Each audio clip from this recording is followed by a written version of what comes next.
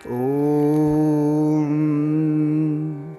शान्ताकारं भुजगशयनं पद्मनाभं सुरेशं विश्वाधारं गगनसदृशं मेघवर्णं शुभंगं लक्ष्मीकान्तं कमलनयनं योगभिर्ध्यानगम्यं वन्दे विष्णुं भवभयहरं सर्वलोकैकनाथं।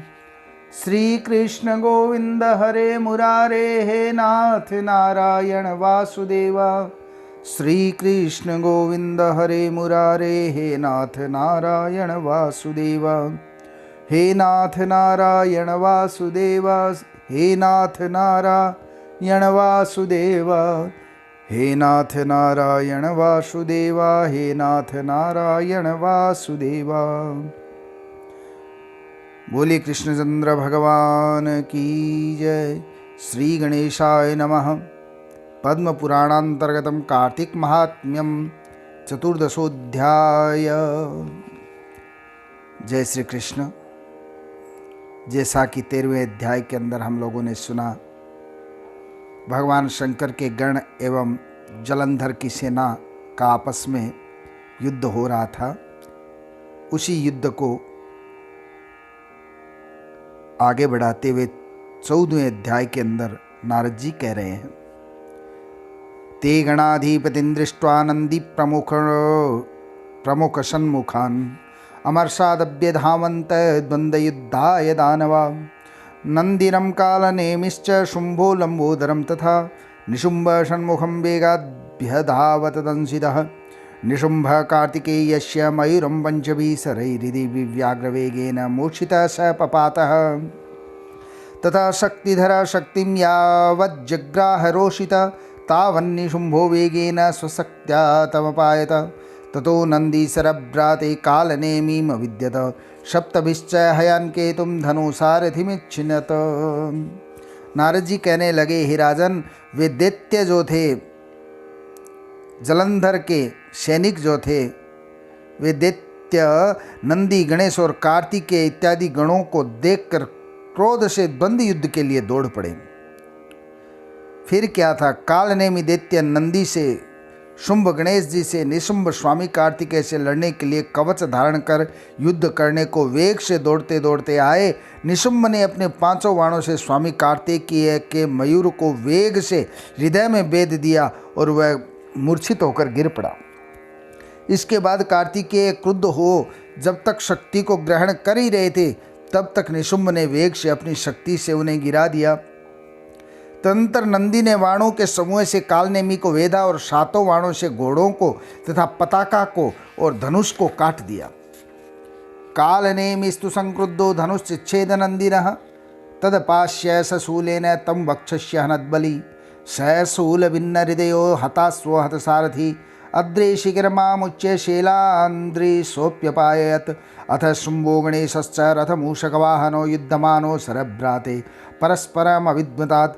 गणेशस्तु सदा शुम्भं हृदि विव्याधपत्रिणा सारथिं च त्रिभिर्वाणे पातयामाश भूतले।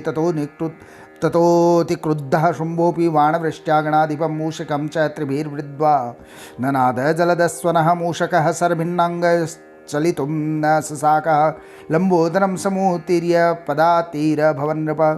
कालनेमी ने भी क्रुद्ध होकर नंदी का धनुष काटा। तब उस बलवान ने उस धनुष को त्याग कर कालनेमी की छाती में शूल मारा। शूल से भेदन किए हुए हृदय वाला और मारे गए घोड़ों और सारथी वाला कालनेमी पर्वत के शिखर उखाड़ करके उससे नंदी को गिरा दिया। उसके बाद शुंभ और गणेश, जिनके रथ और शुंभ के तो रथ था और गणेश जी के मूषक वाहन थे, वो दोनों युद्ध करने लगे। आपस में बाणों के समूह से परस्पर भेदन करने लगे। तब गणेश जी के बाण से शुंभ के हृदय को भेदन हुआ और 3 बाणों से उसके सारथी को भूमि पर गिरा दिया। शुंभ भी अति क्रोधित हो बाणों की वर्षा से गणेश को और 3 बाणों से मूषक को वेद कर मेघ के समान गर्जने लगा। हे राजन, बाणों से विदीर्ण अंग वाला मूषा चल नहीं सका। तब गणेश जी उससे उतरकर पांवों से ही चलने लगे। ततो लंबोदर शुंभं हत्वा परशुना हति अपातयत्। तदा भूमौ मूषकं चारुहत् पुनः। कालनेमिर्निशुम्भश्चाप्युभौ लंबोदरं शनै युगपज्जघ्नु क्रोधात्तोत्रैरीव महाद्विपं।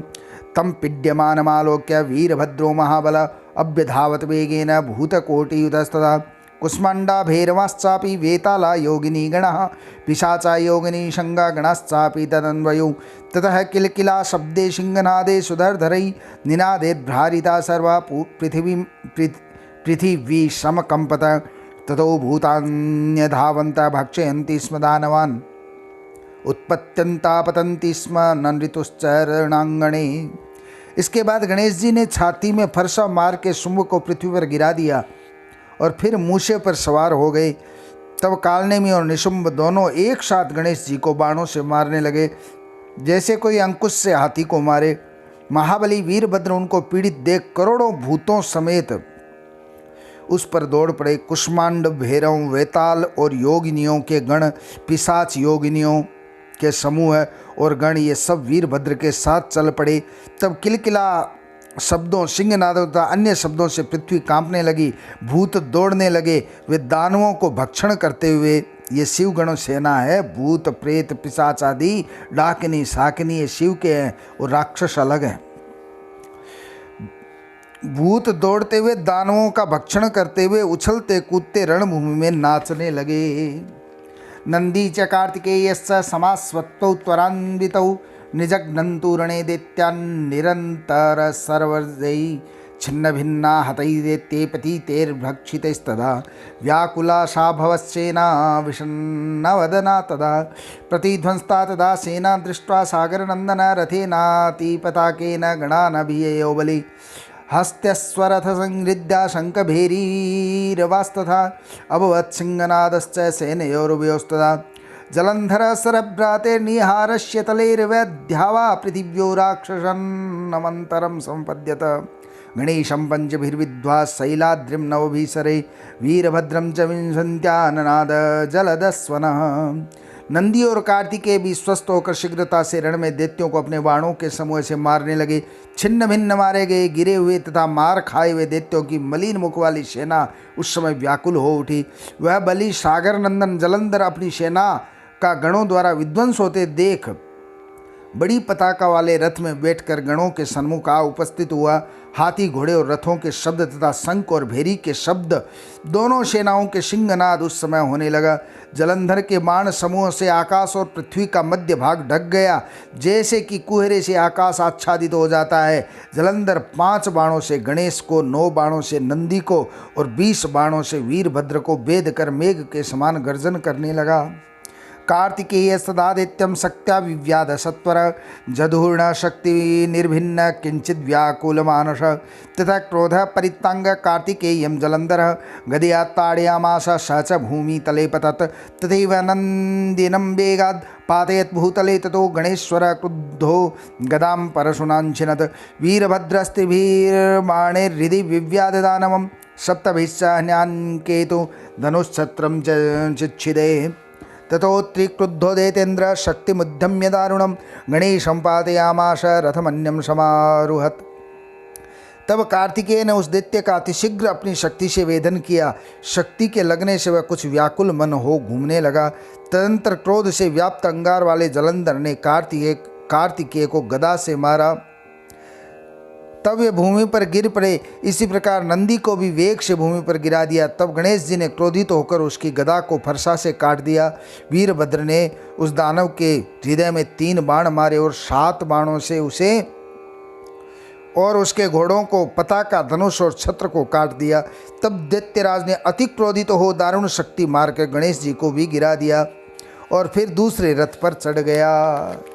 ये दैत्य साधारण नहीं है।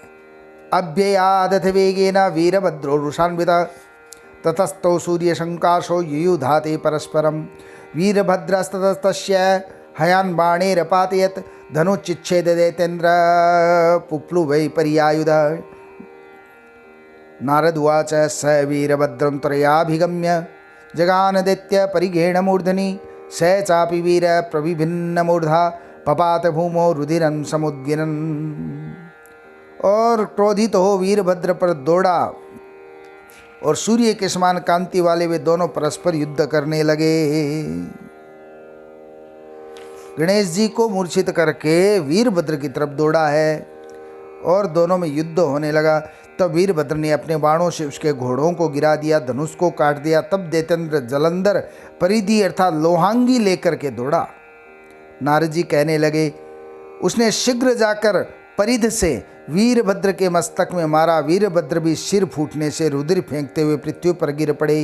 इति श्री पद्म पुराणे कार्तिक महात्म्ये चतुर्दशोत्सव संपूर्णम। श्री कृष्ण गोविंद हरे मुरारे, हे नाथ नारायण वासुदेव। श्री कृष्ण गोविंद हरे मुरारे, हे नाथ नारायण वासुदेव।